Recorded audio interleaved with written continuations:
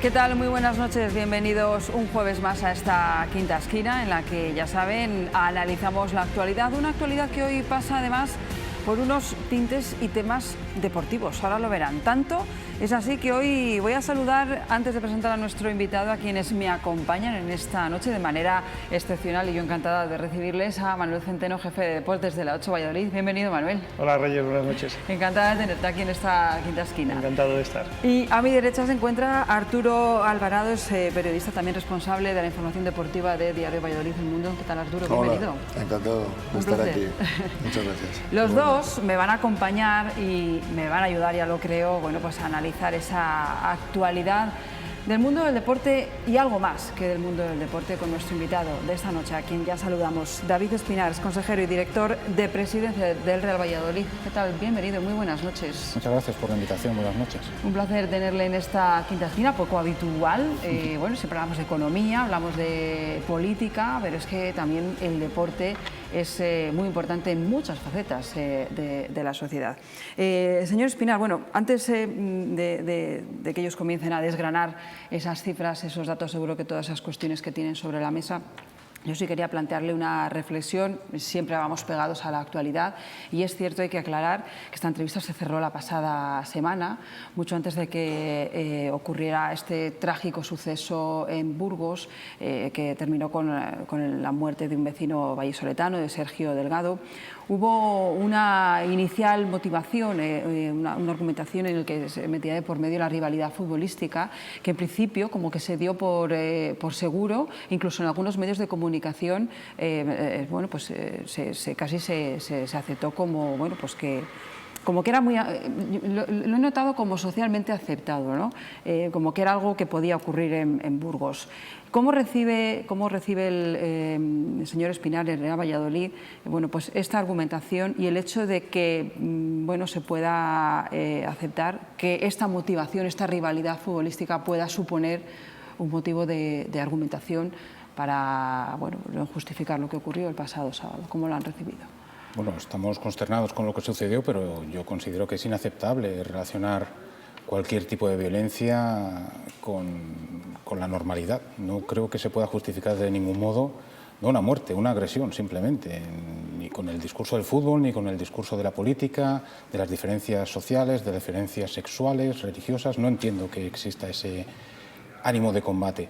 Desde luego el fútbol tiene una responsabilidad muy fuerte en la sociedad, es un espectáculo que entretiene, que ocupa mucho espacio en los medios de comunicación y en el día a día de la sociedad, de nuestros aficionados, y creo que el fútbol, como todos los estamentos de la sociedad, independientemente de qué ciudad se trate, condena estos hechos. No creo que podamos relacionarlos con el fútbol y quedarnos solo en eso.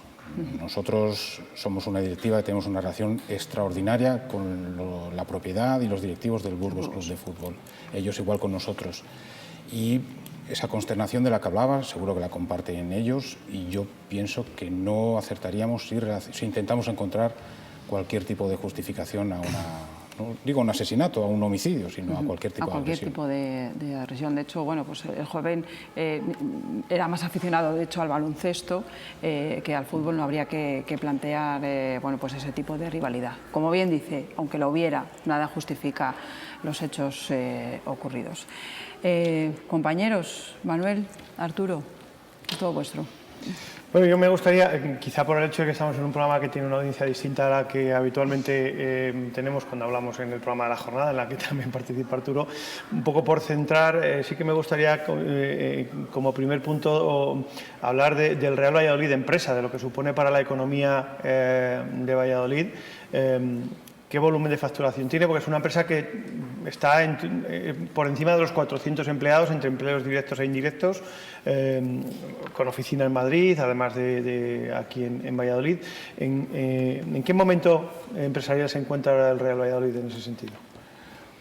Nos encontramos en un momento de valle, no de descenso, pero es verdad que en segunda división las pretensiones económicas, financieras, empresariales, de expansión de un club de fútbol son muy distintas a las que puede afrontar en primera división. Mantenemos los más de 270 puestos de trabajo directos, somos un 0,050 del PIB de la ciudad, al menos creo recordar, en base a un informe de la Cámara de Comercio de Valladolid. Dentro del ecosistema que es la Liga de Fútbol formamos parte de más del 1,44% del PIB de todo el país, de toda España, y somos en suma una empresa, una compañía, un club de fútbol que tiene una actividad muy diferente, muy excepcional respecto al mundo empresarial normal, pero que sí que intentamos estar dentro del día a día de la sociedad vallisoletana, de Castilla y León, y creemos que nos encontramos en un buen momento empresarial. No estamos en la situación ideal porque descendimos a segunda división, pero estamos afrontando con ánimo y con solidez este tránsito que esperemos que solamente nos dure una temporada en segunda división. Arturo. Sí, yo lo que quería saber, en pérdidas económicas o en el volumen de negocio, ¿qué supone estar en segunda respecto a primera? Bueno, es una diferencia abismal. No es en pérdida, simplemente en lo que nosotros, para que la gente se haga una idea muy simple, con unas cifras muy elementales, nosotros podemos pasar de cobrar unos 8 millones de euros en segunda división por el mayor monto de ingresos que tiene un club de fútbol, que son los derechos de televisión, a unos 50 millones en primera división. Ya el Real Decreto Ley 5/2015 establece que el 90% de todos los derechos de televisión que ingresa a la Liga van a los clubes de primera división y solamente el 10% a los de segunda división. Nosotros, desafortunadamente, nos encontramos ahí. Es muy grande el incremento, podemos pasar de un presupuesto de 60 millones de euros a un presupuesto de 15 fácilmente con un descenso de categoría. La cuestión es qué viabilidad tiene el club en segunda si no logra el ascenso. ¿Cuánto tiempo podría aguantar siendo uno de los clubes, uno de los equipos de élite en cuanto a su volumen de negocio y no caer en la situación en la que están, por ejemplo, el Sporting o el Zaragoza? Nosotros, obviamente, como todos en esta mesa, pienso que vamos a ascender este año, así que es una situación un poco hipotética, pero dentro de la hipótesis nosotros tenemos por lo menos para 2 o 3 temporadas más de aguantar, si no entre los 2 mejores de la categoría, porque obviamente ahí nos superarán los que desciendan, que tienen los 3 clubes que desciendan, que tienen una ayuda al descenso que nosotros ya no tendremos la próxima temporada, pero si tenemos un nivel de recursos a nivel de ingresos de publicidad y patrocinios, derechos de televisión y abonados que nos pueden permitir mantener ese nivel. Obviamente también dentro de lo que es la economía de los clubes, patrocinios, derechos de televisión, abonados, se encuentra la venta de jugadores en todos los clubes y confiamos en que también alguna venta se pueda producir. Pero nuestro punto de partida, sin ser intrépidos, siendo realistas, es que podemos estar luchando hasta el final para conseguir el ascenso.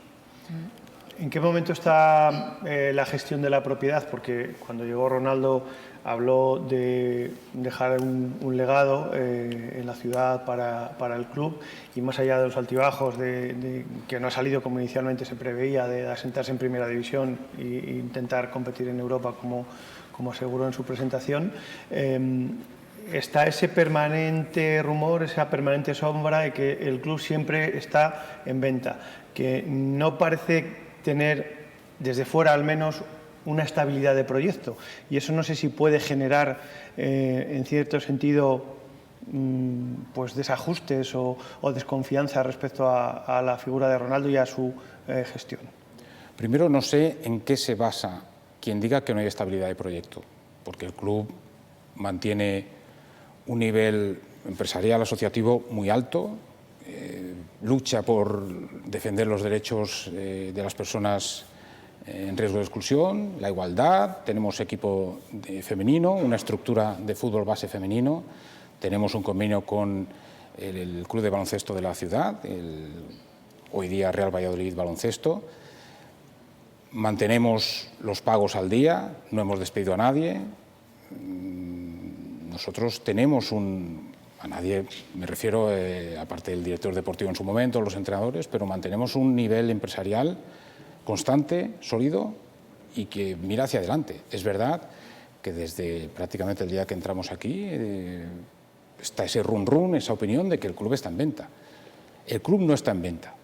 Todos los clubes de fútbol son un escaparate muy goloso para fondos de inversión, particulares, compañías y obviamente dentro de este universo del fútbol sin estar en venta te pueden hacer una oferta, una propuesta para vender. Nosotros, desde que estamos aquí, no hemos recibido ofertas firmes en estas 5 temporadas, y lo hemos dicho y se mantiene esta situación. En venta no está. Es cierto que a nivel deportivo no hemos hecho las cosas bien, no hace falta darle muchas vueltas a nuestra trayectoria para ver que nos hemos equivocado en cosas, y ahí están los resultados, que hemos descendido 2 veces en 3 temporadas. Eso para mí es una muestra evidente de que deportivamente no hemos hecho bien las cosas. Pero fuera del deporte considero que sí, y que el proyecto sigue adelante y es muy firme. O sea, que no es cierto que hubiese más que una oferta de un fondo americano apoyado en un banco español en el pasado verano. A nosotros no nos llegó ninguna oferta de nadie, no de ningún fondo americano, de nadie. Hombre, ahí dentro del mundillo económico que se mueve alrededor del fútbol, el Valladolid figura como uno de los clubes que están en venta.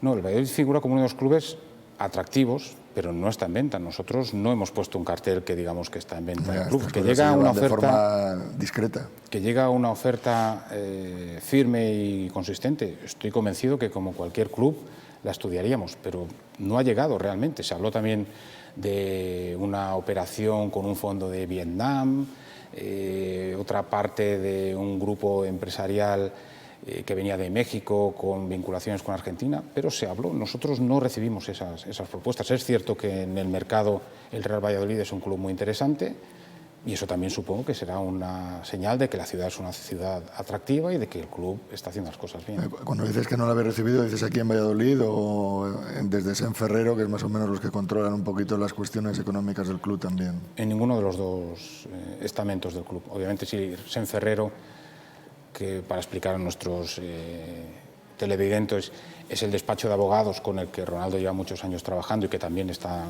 colaborando con el club desde que se inició este proyecto. Si ellos hubieran recibido una propuesta, nosotros habríamos estado al día de la misma. Por insistir un poco en la pregunta que le hacía inicialmente en este sentido, estos rumores permanentes generan desconfianza, turbulencias en la gestión. ¿Se nota internamente a la hora de acometer algún tipo de proyecto o no influye? En ese sentido no, sí que influye, y es normal en que algunos trabajadores muestran no inquietud de lo que pueda pasar, pero sí curiosidad por lo que pueda pasar. Se ha explicado a los trabajadores, quien ha querido esa explicación, cuál es la verdad, y no tenemos ningún problema en seguir haciéndolo. Otra de las cuestiones de las que hablamos habitualmente en torno al Real Valladolid es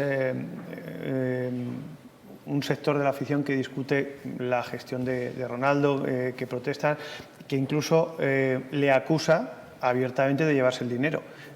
No se entienden los presupuestos, los límites salariales, los fichajes, etcétera, etcétera, y es una de las acusaciones quizá más importantes, entiendo, hacia la persona, hacia la gestión de Ronaldo. Yo sé que vosotros lo habéis explicado en numerosas ocasiones, pero no parece llegar ese mensaje o no parece calar. ¿Dónde puede estar un poco esa disparidad? No, es cierto que las premisas que marca el reglamento de la Liga y los estatutos son complicadas de entender, y más cuando estás en segunda división y hay unas limitaciones que en primera división no se viven. Pero sobre el dinero, Ronaldo tiene derecho desde hace 4 temporadas a un salario como presidente del Consejo de Administración, y todas las temporadas ha renunciado a ese salario para destinar ese dinero a reforzar a la plantilla. Somos muy transparentes. Obviamente nosotros tenemos doble auditoría, unos auditores independientes que contrata el club y unos auditores que contrata la Liga. La propia Liga nos audita, casi sería una tercera vía de auditoría de nuestras cuentas.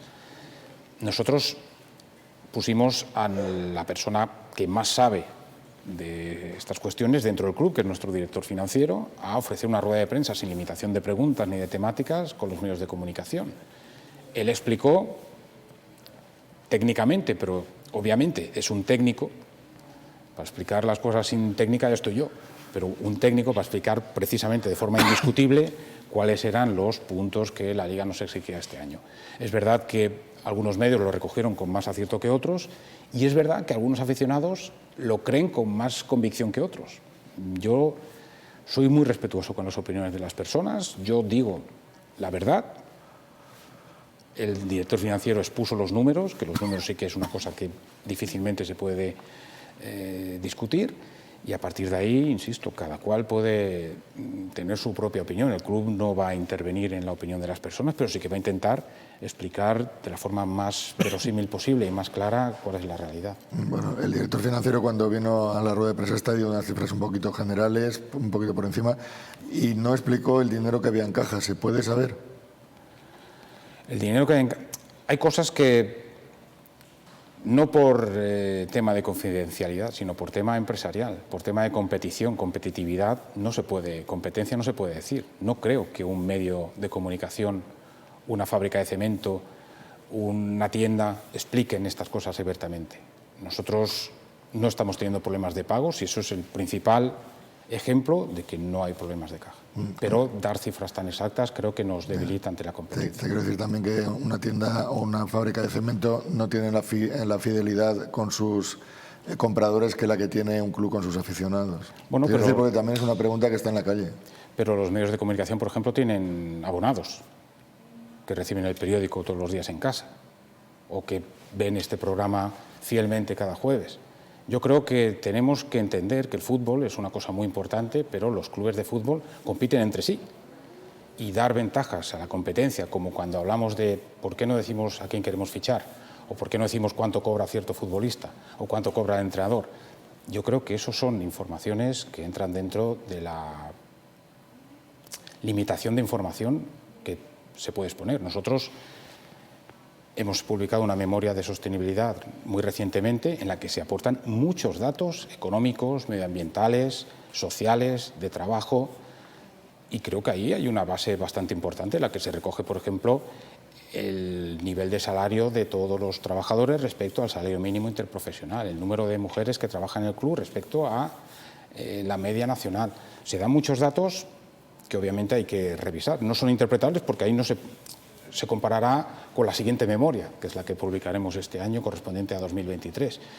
Al ser la primera no tenemos esa comparabilidad, pero nosotros, hasta donde llegamos, somos bastante proactivos a la hora de suministrar información. La cuestión es que el aficionado puede estar tranquilo en este sentido, ¿no? Sí, naturalmente, insisto. Cuando llegan los problemas de pagos es cuando un club o una empresa comienza a tener esos problemas de tesorería. Nosotros hasta ahora, es cierto que, como bien reflejó en su diario, hicimos un pacto con los capitanes para retrasar unos pagos que se les debían de la temporada anterior, pero no somos extraordinarios en eso. El mundo del fútbol tiene estas operaciones y nosotros lo explicamos, lo confirmamos cuando apareció la información y quiero mandar ese mensaje de tranquilidad respecto a la situación financiera del club. Respecto a infraestructuras, a mí me gustaría saber, porque hay dos temas capitales, que son la ciudad deportiva, que viene ya, si hablamos de política de la legislatura anterior, se quedó paralizado con el cambio de gobierno municipal y, producto de ese cambio, la nueva corporación prometió una reforma integral del Estadio José Zorrilla, cerrar el Fondo Sur, que eso está sin hacer desde el inicio, y luego dotarle de una cubierta exterior al estadio que lo convertiría en un estadio del siglo XXI y no el que tenemos actualmente. ¿En qué momento están esas dos cuestiones? Porque parecía que lo de la ciudad deportiva era una cuestión más legal de ajustar 4 cosas en el pliego y eso se está demorando. Entiendo que lo del estadio cueste más, ahora hablaremos de ello desde el punto de vista del presupuesto y demás, pero ¿cómo está el tema de la ciudad deportiva? Porque es que en este sentido ya la desconfianza, cada semana hablamos de lo mismo, miramos el Consejo de Gobierno a ver si se aprueban algo, no se trata el tema, y otra semana es como escribir la carta a los Reyes Magos y al final todos nos vemos hablando del Valladolid Arena. Bueno, por el momento no. Hay que tener un poco de paciencia, no mirar tanto el Consejo de Gobierno porque no se han publicado los pliegos todavía. La Junta de Gobierno. La Junta de Gobierno. Junta de Gobierno, no se han publicado aún los pliegos. La ciudad deportiva está intacta respecto al anterior proyecto, algún mínimo cambio, pero lo que estamos esperando es que se incluya en el nuevo pliego la nueva orientación de reforma del estadio. Todo va en el mismo pliego porque todo es la misma parcela. O sea que la ciudad deportiva no variaría prácticamente respecto al anterior proyecto. No, en absoluto, es prácticamente simplemente la misma. Se trata de la unión de ambas cosas, ¿no? Exactamente, es cambiar una actuación que dependía 100% del club, a muy largo plazo, pero enteramente del club, a una actuación que depende aproximadamente al 50% del club y del ayuntamiento. Hablo de la reforma del estadio. La ciudad deportiva es, como antes, totalmente del club. Sucede que, obviamente, el anterior pliego no reunía estas condiciones. Y no se puede, si tú cambias las condiciones, obviamente tienes que cambiar el pliego. Tenías que desestimar la anterior concesión de Manial y hacer una nueva. Estamos en una fase que yo creo que en muy poco tiempo vamos a tener ese pliego disponible. El acuerdo con el ayuntamiento respecto a cómo va a funcionar todo está cerrado, no firmado, pero cerrado porque no tenemos que firmar nada. ¿Y se le puede poner fecha? Bueno, es un tema administrativo. Cuando ellos acaben de redactar el pliego, habrá el mes de exposición y a partir de ahí la concesión de Manial. Yo creo que va a ser bastante rápido. Y el cambio elemental es ese, es que quien va a financiar una parte de la reforma del estadio es el ayuntamiento. No solo es elevar el fondo sur y tapar la grada del estadio. Para ser un estadio moderno, 4 estrellas, tenemos que arreglar mucho, por ejemplo, el interior. Fases de circulación, sótanos, el túnel, la fachada, todo eso va a formar parte de esta reforma que yo considero que es que no puedo dar fechas porque no las sé, porque es un trámite municipal, pero estamos muy cerca de tener ese pliego. Y va a ir todo de la mano, un poco, consulto de una manera un poco profana, va a ir de la mano, es decir, no podíamos plantear a alguien que nos escuche, bueno, pues puede empezar esa obra de lo que es la ciudad deportiva, ¿verdad? Y después todo lo demás, o va a ir todo de la mano. Nosotros vamos a comenzar en cuanto nos den la concesión. Si nos la dan en mayo, en junio, a final de junio estaremos empezando. Y el ayuntamiento también tiene que tener unos trámites porque nosotros podemos contratar a quien queramos, pero el ayuntamiento no. Tiene una administración pública tiene que cumplir unos trámites legales para adjudicar una obra. Pero sí que las dos operaciones van a ir, como pues de otra forma, coordinadas. Nosotros vamos a ocupar en la nueva ciudad deportiva todo el parking exterior del estadio. Si nosotros reventamos el parking, hay que poner un parking alternativo. De eso se encarga el ayuntamiento. Por ahí es por donde yo estoy diciendo que va a haber coordinación, por supuesto, con el consistorio. ¿Y la ciudad deportiva fue el asunto por el que se rompieron las relaciones con el anterior gobierno municipal y son mejores con este?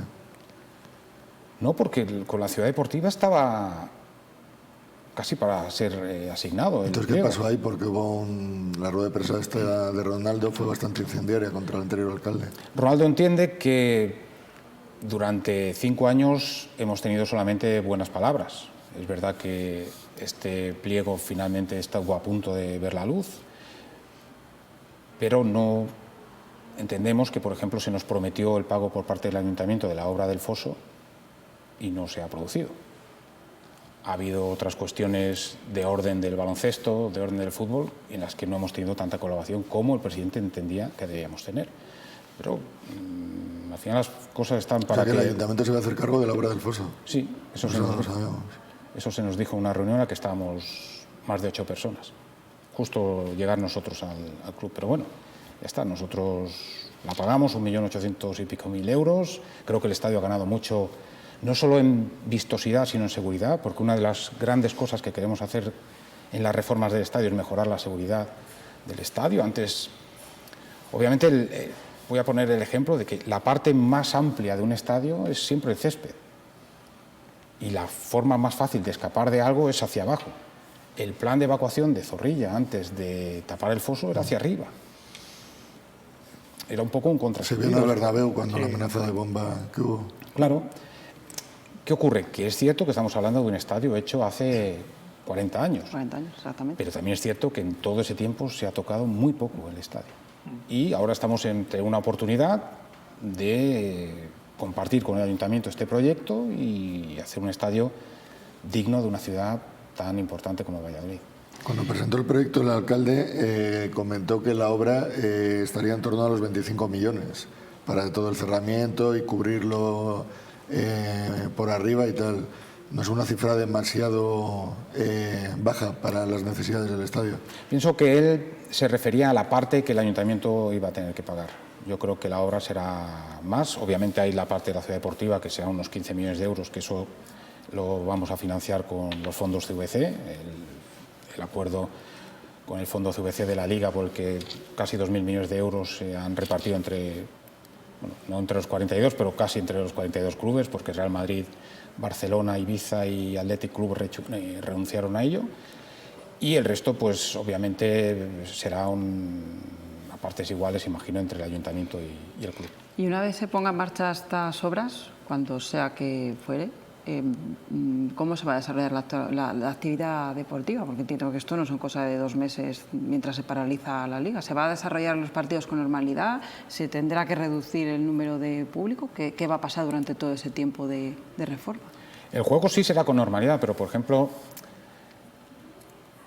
la grada sur, cuando se comience con el trabajo de aumentar esa zona del estadio, pues quedará limitado el acceso.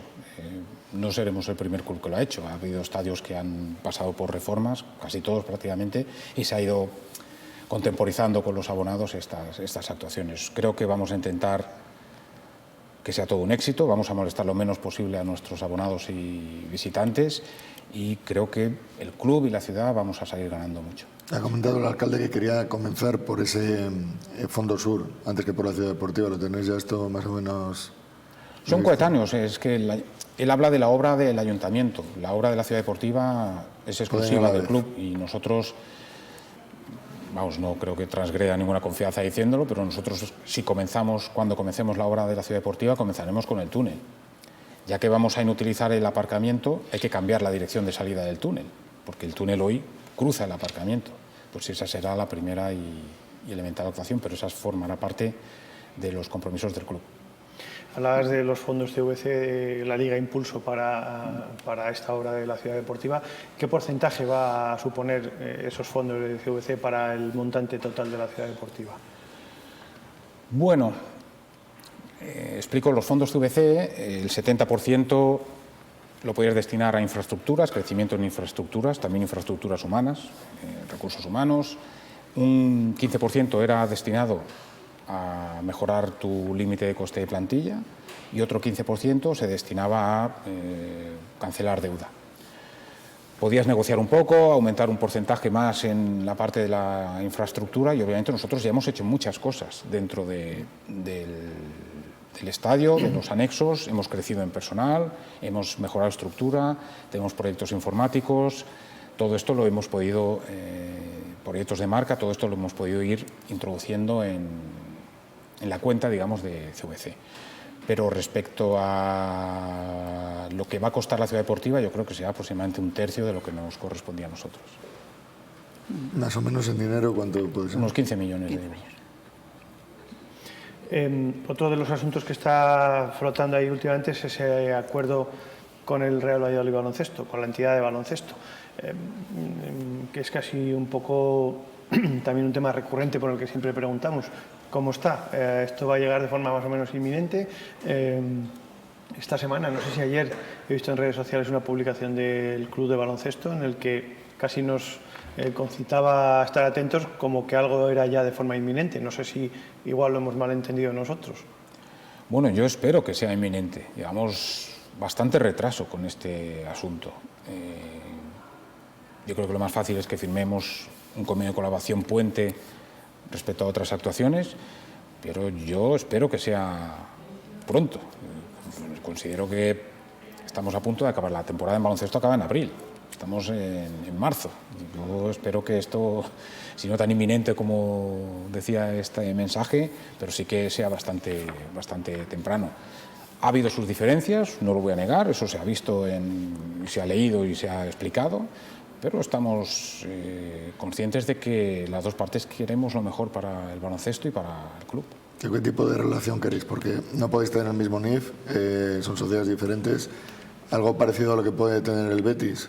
Bueno, es una relación como la que hemos tenido hasta ahora. Efectivamente, al no tener esta misma personalidad jurídica, hemos firmado un convenio de colaboración como tenemos con el Real Valladolid Simancas. Si el baloncesto se transforma en sociedad anónima deportiva, ahí nosotros, como sociedad anónima deportiva, sí podemos tener otro tipo de relación, pero vamos a ver de qué manera se desarrollan los acontecimientos. Ha habido una auditoría sobre su trabajo durante estos años, de la parte del baloncesto. Destaco lo que ha sido capaz de hacer este club, jugar el playoff, jugar la Final Four, estar a punto de ascender a la Liga ACB, y estamos seguros de que con el impulso del fútbol o del club de fútbol podamos conseguir finalmente ese ascenso. Bueno, yo quería recordar a todos los abonados, entiendo que van a querer seguir contando con su apoyo en este último partido, que no sé, 3-0, ¿verdad? En el que se decía que se tenía que celebrar esa fiesta, que se celebró, pero bueno, también se escucharon algunos cánticos y algunos gritos que no eran deseables. Yo no sé qué mensaje se quiere transmitir, yo que los tenemos aquí, a todos esos abonados, pase lo que pase, de aquí al mes de junio. Todos esperamos, por supuesto, ese ascenso, lo esperamos y lo deseamos, pero pase lo que pase, ¿qué mensaje le podemos transmitir? Bueno, yo soy un gran defensor de la libertad de expresión, entendida como que tengo derecho a decir lo que quiera, siempre que no moleste, pero tengo el deber de escuchar lo que no quiero. Eso es para mí la libertad de expresión.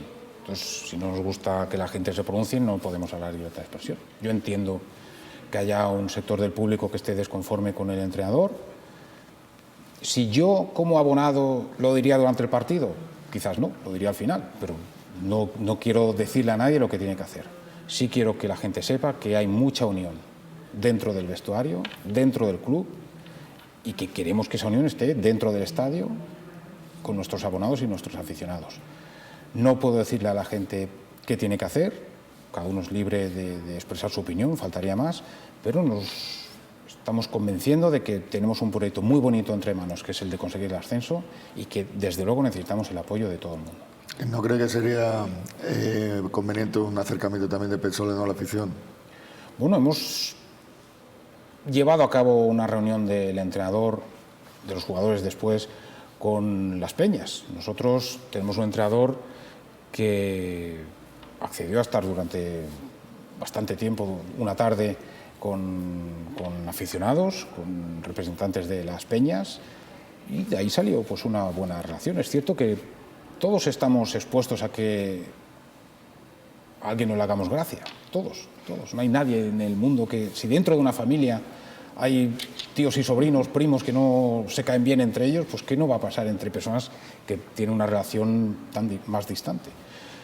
Pero también hubo un acercamiento del entrenador con los medios de comunicación, otro del presidente. Hemos intentado, tal vez no sea suficiente, haga falta más, por supuesto, pero estamos intentando acercar eso. Un acercamiento semanal, porque por ejemplo en las ruedas de prensa tampoco se le ve ningún guiño a la afición. Al principio, cuando gritaban pocos, decían que era gente amargada, que venía aquí a desahogarse y tal. No creo que sea el mejor ambiente, y menos cuando te estás jugando el ascenso, donde hace falta más unión entre todo el mundo. Es verdad que lo dijo eso, pero el otro día dijo que le sabía mal que la gente no disfrutara una victoria tan importante. Las declaraciones son un arma de doble filo, porque dependen mucho de cómo se interpretan. Pero yo creo que si hasta después de una guerra se firma un armisticio, pienso que tenemos espacio para unidad dentro del club. ¿No puede ser quizá que la figura de Petzolano esté demasiado expuesta, más allá de su acierto o no en sus propias declaraciones? Prácticamente es la única figura del club que habla semanalmente. David Espinar hablaba antes una vez al mes, ahora eso ya no se produce. Jugadores, hay uno que habla por semana y no todas las semanas. La semana pasada es verdad que la agenda fue más corta porque había partidos más cerca y no. ¿No puede ser que quizá se esté exponiendo demasiado Petzolano y se haya convertido en la única diana por ser el único que aparece? Bueno, yo no aparezco más porque no se me solicita. No, bueno, las entrevistas sí, pero yo me refiero a esa comparecencia mes a mes que antes se hacía de oficio, digamos. Bueno, la podemos reinstaurar, ¿vale? Con nuestro director de comunicación, nuestro jefe de prensa en el club, a ver si la podemos volver a instaurar, pero la exposición del entrenador es la exposición que tiene de la mano de la Liga, que nosotros hacemos las ruedas de prensa que la Liga nos indica. Los jugadores hablan, pero es verdad que yo atiendo muy frecuentemente a los medios de comunicación, si me llaman. Si no me llaman, obviamente tenemos esa situación de que no hablo, pero la exposición del entrenador es la que la Liga nos obliga a tener. Bueno, pues hoy ha respondido. No sé si hay una última pregunta. Sí, quería preguntar un poquito respecto al Mundial, que es una pena que el estadio no haya cumplido mínimos todavía para entrar entre los que se juegan ser sede, ¿es posible que sea subsede? Sí, estamos hablando con la Federación, con el comité organizador, para que haya la posibilidad de que una selección considere Valladolid y Zorrilla su casa y pueda entrenarse en nuestras instalaciones. Pero todavía, hasta que no haya hemos pasado ya las revisiones, pero hasta que no haya la publicación definitiva no lo sabemos, pero estamos trabajando en eso. Sería una rememoración muy buena, ¿no?, de ese aniversario que cumple, y también fue sede, ¿no?, en el Mundial 82, ¿no? Exactamente. Bueno, pues para recordarlo, ¿no?, y remedarlo un poco. Distinto, de hecho el estadio se hizo para ese torneo. Es una pena no poder ser sede de partidos, pero si tenemos una selección importante en Valladolid, yo creo que también será un buen salto de calidad para la ciudad y para el club. David Espinar, pues muchísimas gracias por haber respondido esta llamada. Vamos a intentar que no sea la última. También es buen atril para transmitir ese mensaje deportivo y sobre todo poder celebrar, yo creo, ¿no? Vamos a desear que podamos celebrar un programa especial de un ascenso, una portada de un ascenso, Arturo, pues sí, sería Dios. lo deseable. Bueno, hasta entonces, muchísimas gracias por habernos acompañado en esta quinta esquina, señor Espinar. Encantado, muchas gracias. Buenas noches. Y Manuel Centeno, Arturo Alvarado también, muchísimas gracias por haberme acompañado, que hoy me habéis hecho mucha falta, muy bien. No será la última, no será la última. Y a todos ustedes también, muchísimas gracias por haber estado con nosotros en esta quinta esquina tan deportiva. Nos vemos el próximo jueves. Adiós.